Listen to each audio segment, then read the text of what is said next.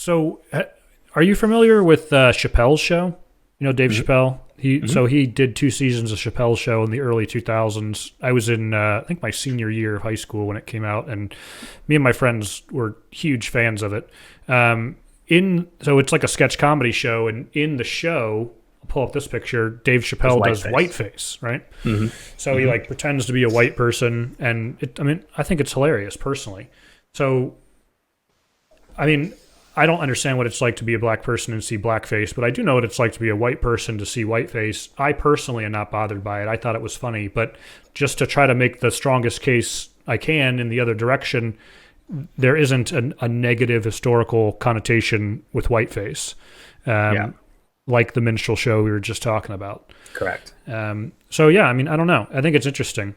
And Dave Chappelle in particular, I think he's a absolutely genius stand-up comic. I really enjoy his stuff. He had a special super recently called 846 where he talked about George Floyd even.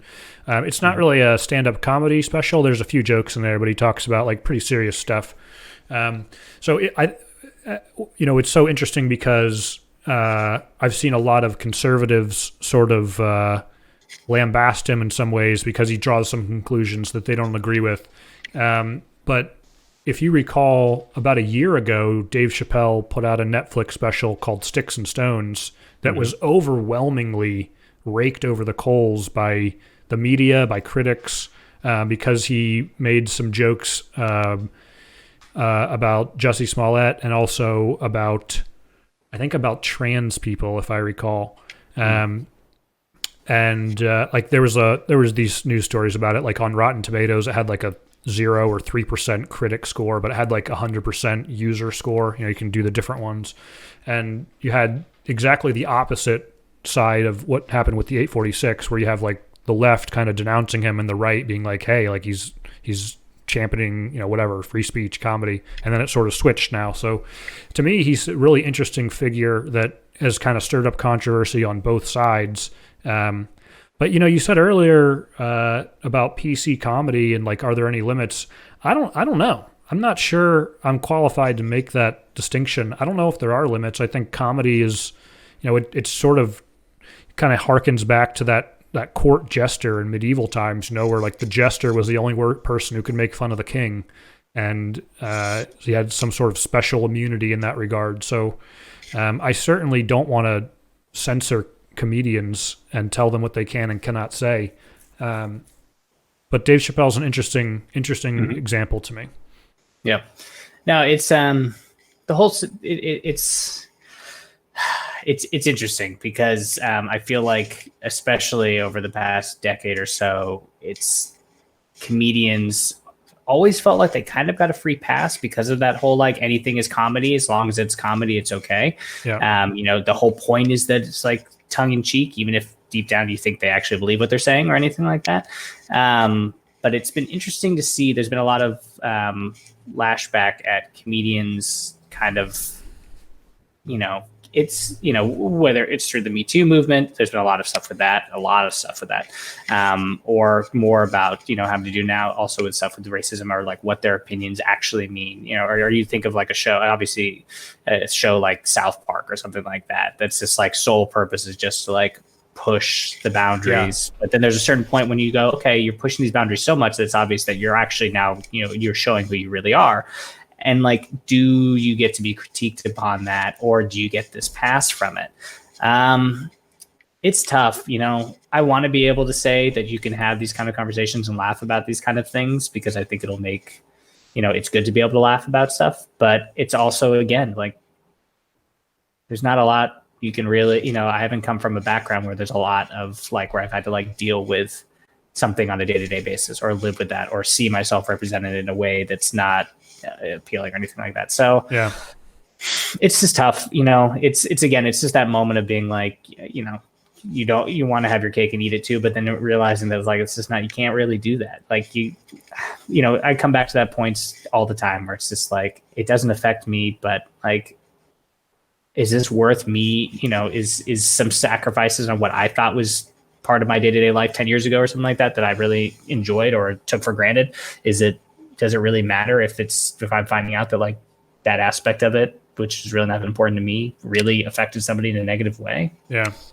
To reinforce your point, a few years ago, Michael Richards, who played Kramer on Seinfeld, had like a really bad stand-up episode where he was like dropping the N-word a bunch, and it was on video. And I mean, I think he's pretty much like gone from comedy as far as I know, anyway. So I mean that sort of reinforces what you're saying, that I mean maybe there is a limit, you know? Yeah, it's and again, it's just what it is. It's just like, I think for one reason or another, comedy's kind of been able to kind of work outside of whatever the social norms at that point, as an idea of being like, this is commentary, and like, you know, by bringing out the absurdity of this and bringing out these things and putting it into the forefront, we can get away with this a little bit more. I think it's I think certain people have to have the proper cachet to get away with that kind of thing, and I don't know. It's fortunately or unfortunately, however you want to look at it, depending how you fall in this, it's times change, and like right now, that kind of stuff is not flying back, and things are being relitigated, and whether it's fair is to be discussed, but it is where we are right now, and I think it's going to be interesting to see how the adjustments occur with comedy, in particular. But just social discourse in general, from it all comes back to just like how the kind of speech you can make, and whether or not why are you making that speech? Are you actually trying to like shine a light on something, or are you just being a dick?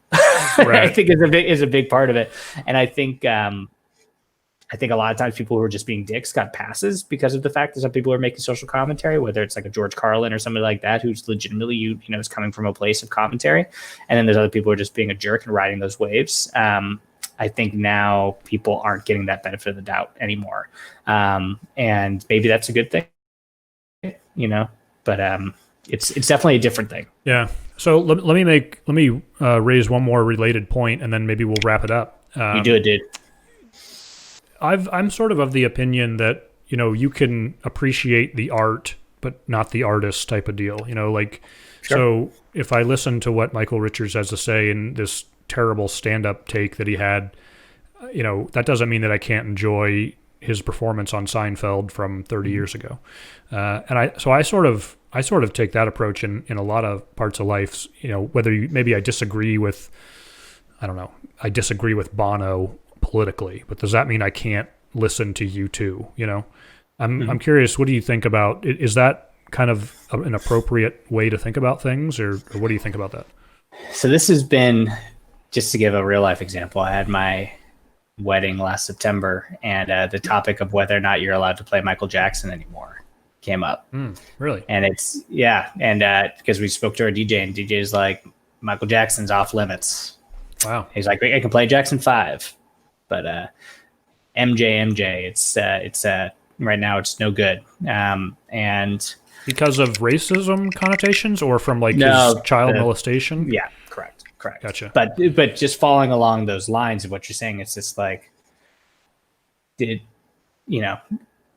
a party. At a wedding, it's just like, oh, you got to play some Michael Jackson. People are gonna have a great time and dance and enjoy it. But it's just like, okay, But right now, how much do you separate the artist from the art? And I think this is somewhere where I, typically more liberal people would fall more on no, you can't separate the artist from the art. Well, I don't want to say that's a liberal thing.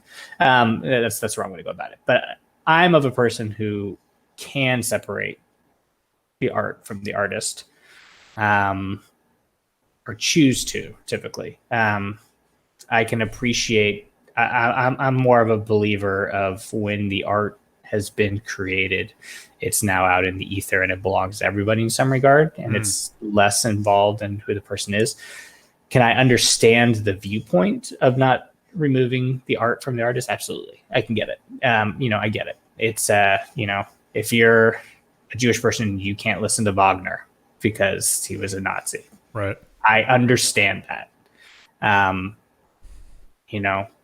It's just things like that. It's just tough. It's again, it comes from the point of privilege of not ever having to think about it from that viewpoint of being like, I've never truly had to have something in my life that makes me have this negative, emotion that associates me with, like, if I think of this artist and what they did in their personal life and how that affected, how that makes me feel. So, I'm lucky in that regard.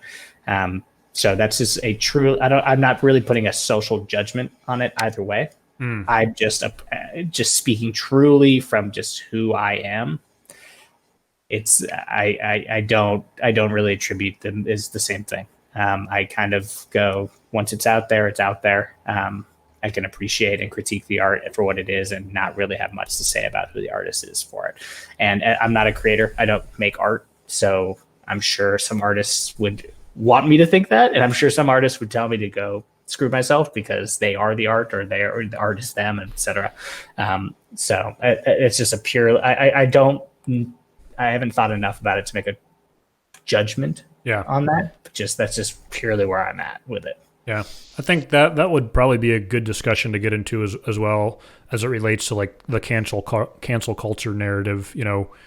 If you're in Hollywood or something and we deem you kind of unworthy, not only are you not an okay person, but we need to now boycott all of your past works, or we can't buy your comedy special DVD or whatever, whatever it is. So I think I generally agree with you that you can sort of separate the art from the artist, but I also I think it's the individual also has the right to say, you know what, I'm offended by this and I don't like it. And one of the things Dave Chappelle said in the Sticks and Stones special is, if I offend you and there's something I say you don't like, just remember you clicked on my face. Like, you can turn it off, you don't have to subject yourself to that. So I think that's an important piece to consider. But